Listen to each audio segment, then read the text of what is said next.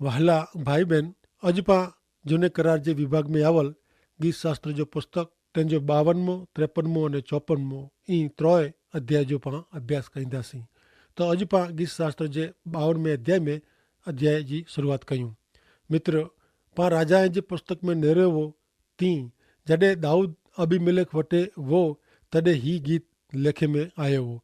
52 थी 55 अध्याय में जेको वचन लेखे में आया आहिनि उहो अबीमेलेक जे घरे दाऊद राजा मार्फते लिखे में आया हुआ। जॾहिं दाऊद जी हत्या करेला साउल हिन पुठियां पियो हो, हुन टाणे ही गीत उहो लिखे।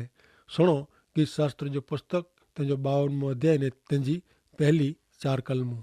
अरे ओ जुल्मी, तू बूंडाई जो अभिमान कुलाए कईं तू। देव जी कृपा हमेशा टेके थी, तोजी जब बूंडाई करे जी योजना करे थी। पाणीदार अस्त्रे वारे जी उहो छितरे थी। तू भलाई करता बूंडाई के वधु प्रेम कईं तो ने न्याय बोल जे बदले खोटो कुछणू तोखे वधु गमे थो। अरे कपटी जब, तू मिड़े नाश जा शब्द इच्छे थी।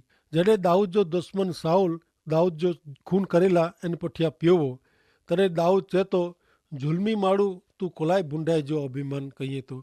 साउल जे अभिमान जो परिणाम दाऊद ॼाणंदो हो। दाऊद खे मदद करींदल ईश्वर हुआ। ईश्वर जी कृपा हमेशा दाऊद भेरी हुई। 2 ने 3 कलम में दाऊद के मारेला साउल जेको युक्ति कपट कंहिंमें इनके बूंढे कम में लेखे थो। साउल पंहिंजे मन में बूंढी योजना करीने अन्याय कम कंहिंमें जेको अन्याय आहे इन जे मुंहं से खोटी ने कपटी ॻाल्हियूं निकिरे थी। तेला दाऊद चए थो, कपटी जब विनाश इच्छे थी। दुश्मन जॾहिं बूंढी योजना कईं था तॾहिं ईश्वर जी योजना कहिड़ी वेती। गीत शास्त्र जो पुस्तक 52मो अध्याय 5 थी 6 कलम। ईश्वर तुंहिंजो सत्यानाश कईंदा, तोखे झलीने ऊ तोखे तुंहिंजे तंबू में जा ॿारहं खेची कढींदो ने ई लोक में जा तोखे उखड़ी विझंदो। वरी न्याय माण्हू ऊ नेरींदा ने द्रजंदा ने इनके खिली ने चवंदा क माण्हू पंहिंजी इच्छा प्रमाणे योजना घड़े थो, पण ईश्वर जी योजना माण्हू जी इच्छा नु साव अलॻि ज वे थी। जॾहिं ईश्वर जे बालक खे दुश्मन मार्फते हैरान करे में अचनि था, तॾहिं ईश्वर इन जे बालक जो बचाव करी दुश्मन जो नाश कईं था। 5वीं कलम में जणाए प्रमाणे ईश्वर जे लोक जे दुश्मन जो ना निशान मिटाए में अचे थो। जेको न्याय आहे ईश्वर पुठियां हले वारा आहीं, उन जी नज़र में दुश्मन तुच्छ ने खिले जहिड़ा बने था। 52मो अध्याय 7वीं कलम सुणो। माण्हू जेको ईश्वर खे पंहिंजो आसरो न के पण पंहिंजे घणे धन दौलत मथे भरोसो रखीने पंहिंजे दुष्कर्म खे विड़गी रहियो, ऊ त ही रहियो। हिते अहिड़े माण्हू विषय ॻाल्हि करे में आवई आहे कि जंहिंखे पंहिंजी जात मथे पूरो विश्वास आहे। पेंड करता ऊ खासो ने बरोबर आहे, पण ईश्वर जो वचन जणाए थो कि जेको ईश्वर खे पंहिंजे हृदय में स्थान ॾिए नथा ऊ बूंडा आहीं। कारण पंहिंजे मन जी इच्छा प्रमाणे करींदल व्यक्ति ईश्वर जी इच्छा खे ध्यान में गिने नथी त पंहिंजो कमु खासो ने बरोबर आहे। अहिड़ो किन रीते हू चई सके। हिन जात जा पापी लोग ईश्वर जे वचन जे बदिले पंहिंजे बूंडे कम खे विड़गी रहे थो। साउल पंहिंजे जीवन में ईश्वर खे स्थान न ॾिने ने पंहिंजी जात खे वधु क़ीमती ने बरोबर लिखे, योग्य लिखे। भले हाणे पाण कार्यक्रम में अॻिए वधे नेरियूं गीत शास्त्र जे पुस्तक जे 52वें अध्याय जी 8वीं कलम सुणो। पण आऊं त देव जे मंदिर जे नीले जैतून जे झाड़ जहिड़ो आहियां। आऊं ईश्वर जी कृपा ते हमेशा भरोसो रखंदो। दाऊद चए थो कि हू मंदिर जे नीले जैत वृक्ष जहिड़ो आहे। एतिरे कि दाऊद ईश्वर ते बरोबर भरोसो रखे थो। पहलो त हू ईश्वर खे स्थान ॾिए थो, तंहिं लाइ हू नीले झाड़ जहिड़ो आहे। नीले झाड़ खे लगातार पाणी ने संभार मिले थी। इन प्रमाणे दाऊद हमेशा ईश्वर जी ॾोरवणी मंगदो हो। जीअं नीले झाड़ खे ॾोकार जो द्रा नथो लॻे, तीअं दाऊद खे पण दुश्मन जो द्रा नथो लॻे। 52वें अध्याय जी 9वीं कलम। तू ऊ के आहे, तंहिं लाइ आउं तुंहिंजी आभार स्तुति हमेशा करींदो ने तुंहिंजो ना उत्तम आहे, अहिड़ो आउं तुंहिंजे संत वटि ज़ाहिर करींदो। दाऊद जे जीवन जी हर एक परिस्थिति में ईश्वर इनके मदद कई था। तंहिं लाइ दाऊद ईश्वर वटि आभार मने थो। दाऊद जे जीवन जो अजायब बचाव ने ईश्वर योजना लाइ दाऊद जो हृदय ख़ुशी से उभराए वञे थो। मित्र, जॾहिं पाण मुश्किली में वो, संकट में वो, तॾहिं ईश्वर मदद करे, उहो कोड़ो खासो न आहे। मित्र, हिन जगत में ईश्वर सिवाय मुश्किली में मदद करींदड़ कोई शक्तिमान आहे न। जॾहिं दाऊद पंहिंजे दुश्मन बचे तो तॾहिं उहो गीत से ईश्वर जो भजन करे तो। दाऊद ईश्वर जे प्रेम के, ईश्वर जी दया के समझी सकियो हो, पर दाऊद जा दुश्मन ईश्वर के समझी सकिया न हुआ। तंहिं लाइ दाऊद 53 अध्याय में चए थो, गीत शास्त्र 53 ने तंहिंजी पहली कलम, मूर्ख पंहिंजे मन में धारे आहे कि देव आहे ज न। हू बूंढा थईने धिक्कारे जहिड़ी बूंढाई कयो आहियूं, भलो करींदड़ कोई न आहे। मित्र, पंहिंजे जीवन में ईश्वर के स्थान न ॾींदड़ व्यक्ति मूर्ख आहे। मूर्ख जी भ्रष्टता ने बूंढाई जे कारणे उन जो धिक्कार करे में अचे थो। मूर्ख व्यक्ति ईश्वर जी दया ने प्रेम के समझी सके नथी। हिब्रूअ के पत्र तंहिंजो 11 अध्याय ने 6 कलम में लिखियलु आहे कि कोई व्यक्ति विश्वास वगर ईश्वर के प्रसन्न करी सके नथी, कारण जेको ईश्वर वटे अचे था इन में अहिड़ो विश्वास हुअणो ज खपे कि ईश्वर आहे, ने जेको इनके शोधीए था उन्ही के उहो बदिलो ॾिए था। मित्र, जॾहिं अहीं ईश्वर ते विश्वास रखो था तॾहिं अहिंजे जीवन में अजायब जहिड़ा बनाव बने था। दाऊद ईश्वर पर जे विश्वास से अजायब कम करी सकियो ने हू सफल थी सकियो। 53 अध्याय 2 ने 3 कलम। समझणो कि देव जी शोध करींदड़ कोई माण्हू आहे कि न, हू निरेला ईश्वर आकाश में था मनुष्य जात ते नज़र कयो। उन्ही मिजाज जो हरेक मार्ग भुलियो आहे, हू मिड़े अशुद्ध थी विया आहीं, भलो करींदड़ कोई रहियो न आहे, हिकिड़ो पण न आहे। ईश्वर हरेक पापी व्यक्ति के पाप जी गुलामगिरी में जा छोड़ाइए था, कारण ईश्वर पंहिंजे लोक लाइ अजायब योजना कयो हुयो, पर पाप जी गुलामी में जा छुटकारो मेळवे लाइ ईश्वर तरफ़ फिरणो उहो पंहिंजी फर्ज़ आहे। वरी 2 ने 3 कलम जणाए थी कि ईश्वर तरफ़ पाछो फिरे अहिड़ो कोई माण्हू पृथ्वी ते न हो। ईश्वर आकाश में जा नज़र कयो ने पृथ्वी ते प्रमाणिक ने न्याय माण्हू जी शोध कयो, पर ईश्वर जे मार्ग में हलदड़ हिकिड़ो पण माण्हू न हो। भ्रष्ट ने बूंढो कम छॾीने माण्हू ईश्वर तरफ़ फिरे तो ज़रूर ईश्वर इनके छोड़ाईंदा। हरेक व्यक्ति अशुद्ध ने अपवित्र हुई। मित्र, पाण ॼाणो था कि दाऊद ईश्वर जी आभार स्तुति लाइ ही गीत लिखे थो, तॾहिं बूंढे जी ॻाल्हि कहिड़ी रीति करे सके। पण दाऊद बूंढे दुष्ट जे जीवन जे कम के हिन गीत मार्फते चोखो करे लाइ मंगे थो।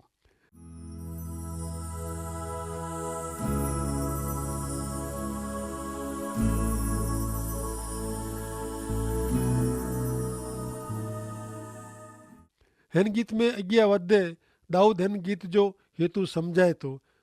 गीत शास्त्र 53 अध्याय ने 4 कलम। कोरो बूंढो करींदड़ कीअं सम्झे नथा, हू मानी खेंदा वे ई मुंहिंजे लोक के खाई वञे था, वरी हू देव के विनंती कईं नथा। दुष्ट बूंढे जो एतिरे शैतान जो बर एतिरो वेतो कि दुष्ट कम न कुयुक्ति से ईश्वर जे लोक के शैतान जी सत्ता नीचे कोठी अचे लाइ प्रयत्न करे थो, पण अहिड़ा शैतानी बर ईश्वर वटे टेकी सघे नथा। ईश्वर पंहिंजे लोक के संभारीए था ने ध्यानु रखे था। जॾहिं पंहिंजो विश्वास जीरे ईश्वर ते वेहे त शैतानी सत्ता कहिड़ी रीति अमल करे सके। जॾहिं दाऊद राजा मुश्किली में वेहे तॾहिं साउल जी सत्ता टेकी सकई न कुलाए। नेरियो गीत शास्त्र 53 5 कलम। जिते द्रा न हो हुते हू घणे द्रना कीअं कि जेको तो सामे रहठाण करे थो इन जा हॾा देव विखेरी वेंदो हुयो। तूं उन खे फजिद किए आहे कीअं कि देव उन खे धिक्कारे वे। ही कलम ईश्वर जे पराक्रम ने महिमा जो वीचार कराए थी। जिते ईश्वर जी हाज़िरी वे हुते शैतान टेकी सघे नथो। 5वीं कलम में लिखल आहे कि इन प्रमाणे जेको ईश्वर जे लोक जा दुश्मन आहिनि उहो ईश्वर नूं ध्रजी ने नाश में वञे था। ईश्वर पाप ने अशुद्धता के धिक्कारीए था। जो पापी माण्हू इन जे पाप नूं पाछो फेरी ईश्वर वटे वञे नथो त ईश्वर साव इन जो नाश करींदा। हाणे नेरियूं कार्यक्रम में अॻियां वधे गीत शास्त्र 53 ने तंहिंजी 6 कलम। सियोन में जा इज़राइल जो तारण वहलो अचे त कहिड़ो ख़ासो। देव पंहिंजे लोक के बंधन में जा छुड़ाई आबाद करींदा। तॾहिं याकूब ख़ुशि थींदो ने इज़राइल मज़ा करींदो। दाऊद जे हृदय जी आभार स्तुति हिन कलम में ज़ाहिर करे में आ वई आहे। हिते लेखे में आयो आहे क सियोन में जा ईश्वर जो तारण वहलो अचे ने ईश्वर पंहिंजे लोक खे बंधन में जा छोड़ाईं। मित्र, ईश्वर जॾहिं याकूब जा संतान एतिरे इसराइल पुत्र खे ग़ुलामी में जा छोड़ायो तंहिंसे हू घणे राज़ी थिया। इन ज प्रमाणे साउल जी कुयुक्ति में जा ईश्वर दाऊद जो बचाव करे वारा हुआ। दाऊद खे ईश्वर छोड़ायला शक्तिमान हुआ। जॾहिं दाऊद ईश्वर जी आभार स्तुति लाइ ही पंक्ति लिखे थो, पण मित्र, अॼु पंहिंजे पाप में जा केरु छुड़ाए सघे। दुनिया जा आकर्षण लालच वारी बाबति में माण्हू फसायलु आहे, तॾहिं इन में जा केरु इन खे छुड़ाए सघे। मात्र ईश्वर अॼु इन खे छुड़ाए सघे। तंहिं लाइ ईश्वर जी कृपा लाइ विनंती करे में अचे थी क ईश्वर नास में वञे अहिड़ी बाबति में जा छुटको कईं। जॾहिं ईश्वर पाप में जा मुक्ति ॾिए ने पाप जे भार नूं दॿायला लोक खे उगारीअ था, इनू वधू ख़ुशी मज़ा जी ॻाल्हि ॿई कई हुई सघे। तंहिं लाइ पाप में जा छुटकारो ने मुक्ति जी मज़ा हिन कलम में ॼाणावेल आहे। मित्र, ऐं निहारियो क दाऊद राजा साउल नूं लिकांदो फिरंदो हो, पण ईश्वर दाऊद जो हरेक टाइम ते अजाइब बचाव कंदा हुआ। तंहिं लाइ दाऊद हरेक संजोग में आभार स्तुति प्रगट करे थो। पाण 54 अध्याय जी शुरूआत करी रहिया आहियूं। हिते ऐं वाची सघंदा हूंदा क दाऊद वाजिंत्र साथे ईश्वर जी स्तुति भजन करेला जणाए थो। पंहिंजे जीव जे जोख में छतां दाऊद ईश्वर जो आभार मने जो चुके नथो, कारण दाऊद राजा जे जीवन जा रक्षक ईश्वर हुआ। तंहिं लाइ दाऊद वाजिंत्र साथे ईश्वर जो आभार मनेला इच्छे थो। 54 अध्याय ने तंहिंजी पहली ने 2 कलम। हे ईश्वर, तुझे नाम में मूंखे बचा ने तुझे पराक्रम से मुझो न्याय कर। हे ईश्वर, मुझी प्रार्थना सुण, मुझे मौजी ॻाल्हि ते ध्यानु ॾे। दाऊद राजा पंहिंजे प्राण लाइ ईश्वर खे विनंती करे थो। पंहिंजे दुश्मन साउल जे कारण दाऊद संताई वियो हो, पण दाऊद जे हृदय जी प्रार्थना हुई क ईश्वर तंहिंजे नाम में दाऊद खे बचाईं। ईश्वर खे प्रार्थना कईंदे दाऊद राजा जणाए थो क ईश्वर जे पराक्रम से दाऊद राजा जो न्याय करे में अचे।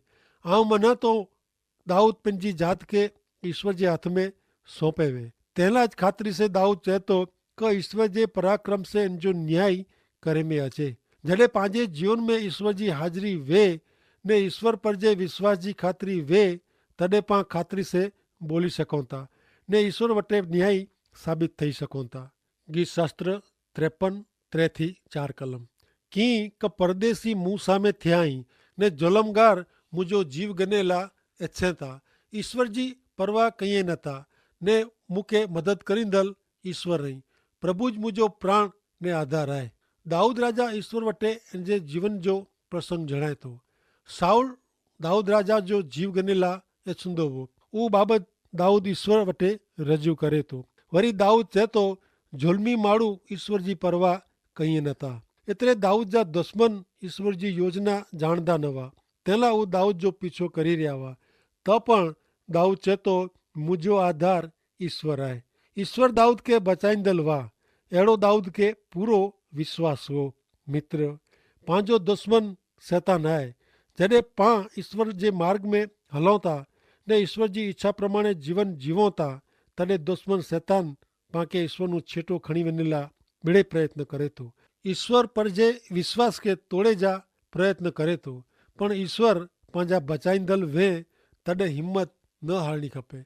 दाऊद मुश्किली में वो छछा हिमत हारे नथो।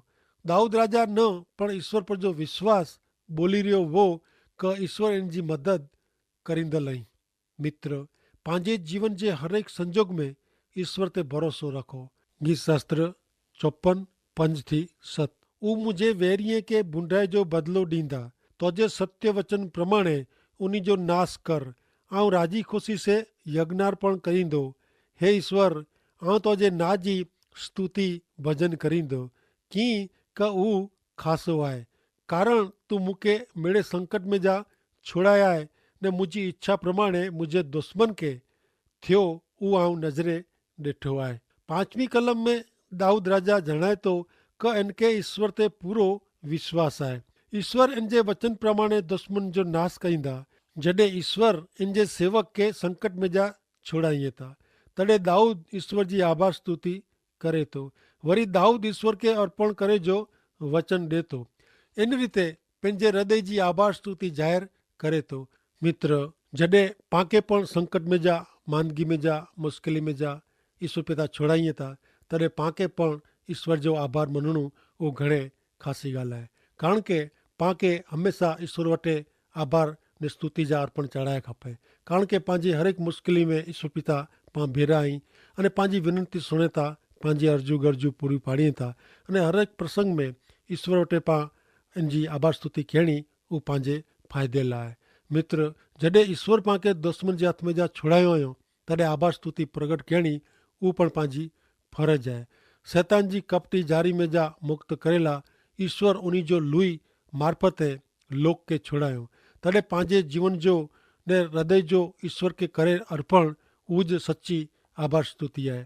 मित्र, दाऊद वरे जी पाण गीत ने वाजिंत्र से स्तुति कयूं त घणे ख़ासो आहे, पण जे पंहिंजे जीवन में ईश्वर खे सौंपणी कयूं उहो त मिणिया ख़ासे में ख़ासो आहे। कारण ईश्वर अचे था कि पाण पंहिंजे शरीर जो ईश्वर खे पसंदि पे अहिड़ो अर्पण कयूं, उहो ज हिकिड़ी पंहिंजी सची सेवा ने अर्पण लिखंदो। कारण के पंहिंजे हृदय में पाण ॼाणो था कि हमेशह ख़ासा ने खोटा वीचार अचे, पर पाण जॾहिं ख़ासो कयूं था अने इनमें सफलता मिले थी, तॾहिं पाण खे हमेशह ईश्वर जो आभार मञणो अने ख़ासे कम में पाण खे डोरी विया उहो हिकिड़ी वॾे में वॾो आशीर्वाद आहे। उहो पण हमेशह इन माटे ईश्वर वटि रजू कयो खपे। हाणे पाण नेरियूं त पंहिंजे जीवन में घणे मिड़े अहिड़ा प्रश्न वेता, सवाल वेता कि जंहिंजा जवाब पाण पिंड पण मिली सघूं नथा, त कोरो ख़ासो ने कोरो ख़राबु। पण इनमें पण पाण पगले भरे पहिला ईश्वर जी साए मंगे जी ज़रूरु आहे, ईश्वर जी सलाह मंगे जी ज़रूरु आहे कि जेथी કરીને पाण खे हमेशह सचो सुझे अने सचो कयूं, इनमें पाण खे सफलता मिले अने सफलता કરીને पोइ ईश्वर जो आभार मञणो, ईश्वर जो उपकार मञणो, उहो त ख़ासे में ख़ासी बाबति आहे। पाण खे पाण पूरतो ज न ॿिया कि जेको प्रभु वग़ैरह जाई, जेको ईसु वग़ैरह जाई, उन खे पण पाण प्रभु ईसु जी ॻाल्हि कयूं ने इन खे पण प्रभुअ से कोठी अचूं त उन खे पण जीवन में ईश्वर पिता कमु कयूं था ने उन खे पण ईश्वर पिता पंहिंजा बालक बणाइण लाइ मङे था ने उहो पण हिकिड़ी ख़ासे में ख़ासी ॻाल्हि आहे। इन में पण पाण सफल थियूं त पण ईश्वर पिता जो आभार मञणो ने उपकार मञणो उहो बढ़िया ख़ासी बाबति आहे। अने तेला आके ईश्वर पिता साए ने मदद करियो, अहिड़ी मुंहिंजी ख़ासि आशा ने विनंती आहे। ईश्वर पिता खे आशीष ॾियो। आमीन।